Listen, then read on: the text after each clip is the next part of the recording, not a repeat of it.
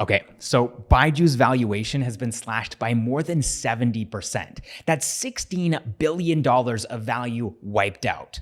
Welcome to Backstage with Millionaires. I'm Caleb, your host, and BYJU'S last official valuation in October of 2021 was $22 billion. But they had announced later on in December of 2021 that they were planning to go public at a valuation of between $40 and $50 billion. So it definitely looked like the company was massively valuable. However, now, one of the company's major investors, Prosus, did an evaluation and they decided that BYJU'S was only valued at $6 billion.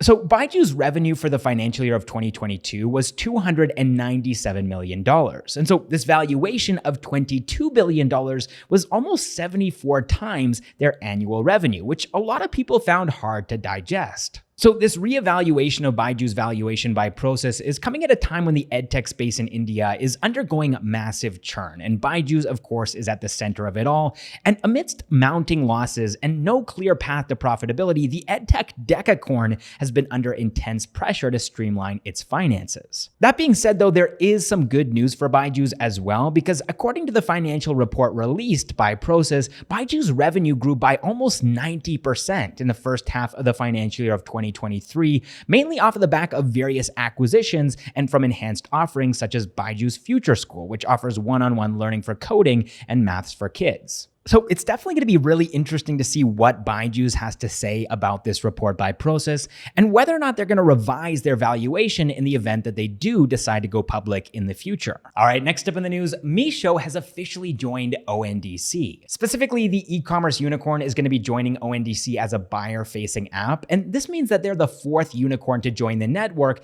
after Paytm, Dunzo, and Shiprocket. So Meesho's ONDC pilot is going to be running very soon in Bengaluru, and the founder and CEO of the company said that with a shared goal to empower small sellers and give a fillip to hyperlocal businesses, the integration will boost our efforts to democratize internet commerce for everyone. Recently, SaaS giant Zoho also announced a partnership with ONDC, which will see the SaaS startup enabling a seller to go online on the network in less than 1 hour. As of November 19th, ONDC had already facilitated more than 2,200 transactions, and ours was one of them. We actually got a chance to try out ONDC here at Backstage with Millionaires, and if you want to see how it went, then you can check this video out up here. But anyways, now let's move on to our bird's eye segment, because at least 11 Indian startups have raised more than $1 million this week, with the total coming in at $180 million.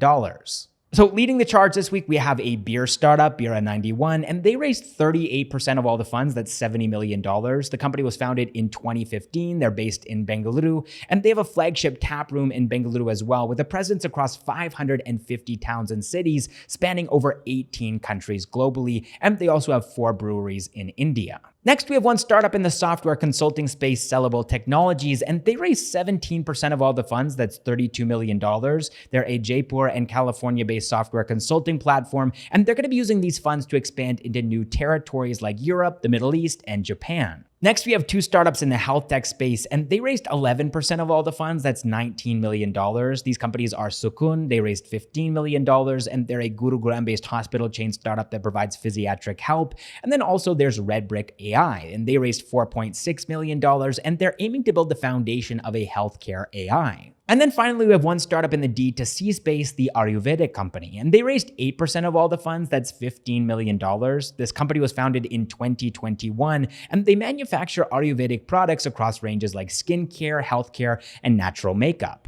All right, next up, just a couple of quick updates for you guys now. First of all, Zomato is planning to lay off 4% of their workforce in the next couple of days. At least 100 employees have already been affected by this across verticals like product, tech, catalog, and marketing. Next up, Paytm stock is at an all-time low. Shares of the fintech giant reached 450 rupees, which means that the company's total market cap has gone down below its 2016 valuation of around $4 billion. Next up, Ultraviolette Automotive's F77 Electric Superbike is finally here. Now, they started showing off the F77 a couple of years back, but now it has reached its final form and the company has officially launched it. So there's the F77 and the F77 Recon, and these are priced at 3.8 lakh rupees and 4.5 lakh rupees respectively. And then there's also going to be 77 limited edition units of the F77 that are going to be made, and they're going to be numbered from 001 to 077 for exclusivity. Pre-bookings for these bikes have already started for 10,000 rupees for a pre-booking. And I actually did do a video podcast with the founders of Ultraviolette Automotive. You can check that out up here. It's super fascinating. Their story is really interesting, and I would highly recommend that you check it out. But anyways, that is all the startup news that I have for you guys this week. I do have one personal piece of news, which is that when this video goes live on Saturday, I am going to be in an airplane. So I'm actually leaving Bengaluru and I won't be back in the city until January of 2023.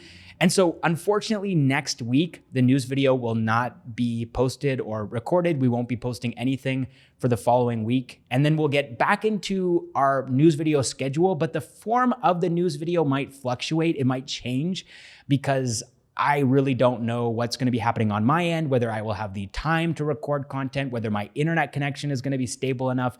I'm going to be traveling between multiple cities, and I don't want to make any promises, right? So we will still try to make a news video of some kind, but the form that that news video takes may vary. It may fluctuate. It may be different from what you're used to, whether it's me in the video, whether it's somebody else, whether it's just audio and no video. We're not really sure. It's kind of we're gonna have to play it by ear. And I just would ask that you guys come along with us on this journey and bear with us. And just to be clear, we do have other content in the pipeline that I've already filmed, and we're just editing those videos right now. So even though I'm gonna be traveling, there will still be Backstage with Millionaires videos getting posted here on the channel. So I just wanted to let you guys know that. But anyways, thank you so much for watching this episode of Backstage with Millionaires. And also big thanks to all of our Backstage with Millionaires members, our unicorns, our decacorns, and our hectacorns.